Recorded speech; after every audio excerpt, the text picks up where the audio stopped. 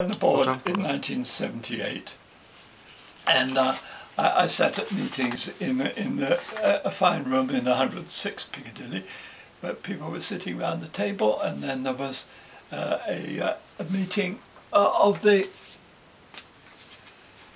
finance people, a report from John Haycraft.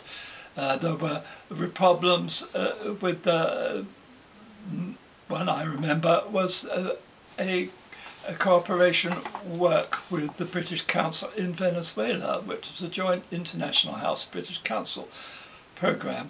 And John was very often complaining to the British Council because they couldn't move fast enough. Because in a small organisation like International House, you can move your feet very quickly. The British Council could not do that.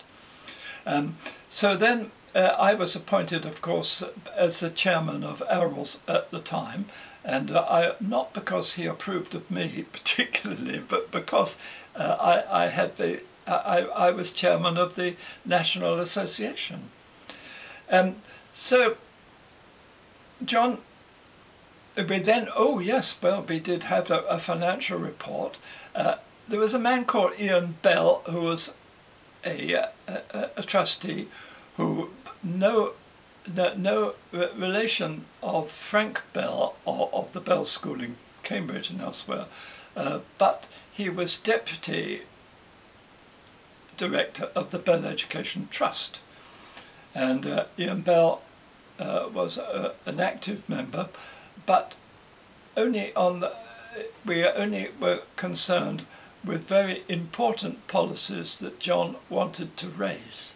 So if he wanted board backing for something, which was mostly on matters of policy, then he would ask the board, and the board would discuss it, and then we would support him. If we didn't support him, I think we might well have resigned, because